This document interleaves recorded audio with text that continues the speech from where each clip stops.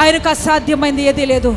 సమస్తము నీ కోసం ఆయన కార్యం చేయగలిగిన శక్తిమంతుడు మనం ఆరాధిస్తున్న దేవాది దేవుడు. పాపిగా ఉన్న మనల్ని ఏ మనుషుడు పరిశుద్ధపరచలేడు.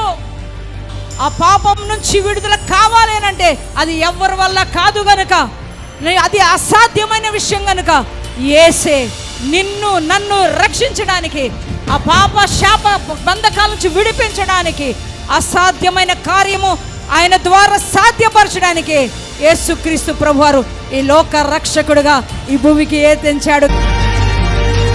పోయిన నెలలో ఇదే రోజు సెకండ్ సాటర్డే రోజు అమ్మాయికి ఇంటర్వ్యూ వచ్చింది. నేను అప్పుడే సాక్ష్యం చెప్పాను.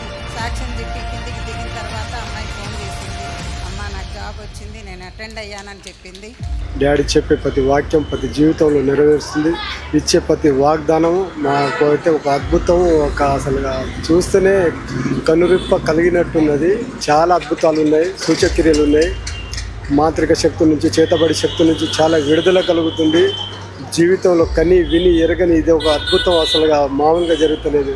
ఇది చివరి కడవరి ఉజ్జీవం. ఇది 3-4 సంవత్సరాల నుంచి మా భార్యకి ఫస్ట్ మెడ నొప్పి వచ్చింది, తర్వాత గుండెపోటు నొప్పి వచ్చింది.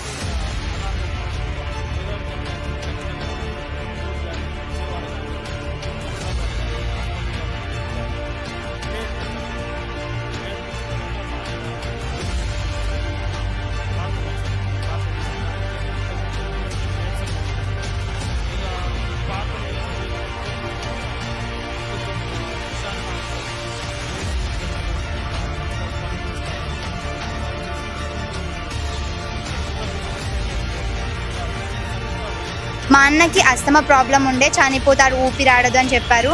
ఐసీయూలో ఉన్నప్పుడు మేము డాడీకి కాంటాక్ట్ అయ్యాము. అక్టోబర్ నెలలో మా అన్న కోసం డాడీ ప్రేయర్ చేశారు.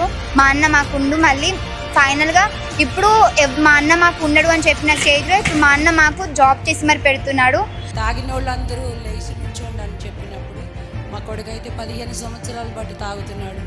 నేనైతే బార్ షాప్లో కూడా వెళ్ళి తీసుకొచ్చుకునేదాన్ని. ఎక్కడ పడితే అక్కడ పడిపోయేవాడు, ఎక్కడ పడితే అక్కడ ఇది అయ్యేవాడు. అయినప్పుడు మేము పోయినసారి కొత్తగా వచ్చాం, పోయిన నెలలో వచ్చినప్పుడు తాగిన వాళ్ళందరూ నిలబడండి అని దైవజనుడు పిలిచినప్పుడు మా కొడుకు నిలబడ్డాడు. ఆ రోజు నుండి ఈ రోజు కూడా తాగట్లేదు. బిడ్డ చెప్పిన మాట వింటున్నాడు. ఆయనంతటికి ఆయన కూడా ప్రార్థన చేసుకుంటున్నారు. హీలింగ్స్, డెలివరెన్స్ కూడా చాలా బాగా జరిగాయి. బాగా అనిపించింది. మీరు కూడా ఇక్కడికి వచ్చి స్వస్థత పొందుకోవాలని మనస్ఫూర్తిగా కోరుకుంటున్నాను.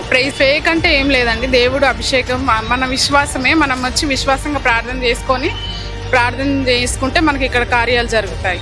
వివాహం జరిగి 1 year అవుతుంది. బ్రదర్, నేను మంచి దేవుడు సంతానం ఇచ్చాడు. నాకు ఒకటే కోరిక, ఎవరైనా పర్లేదు కానీ కొద్దిగా ఆశ, ఒక కుమారుని కావాలని ఆశ ఉన్నది.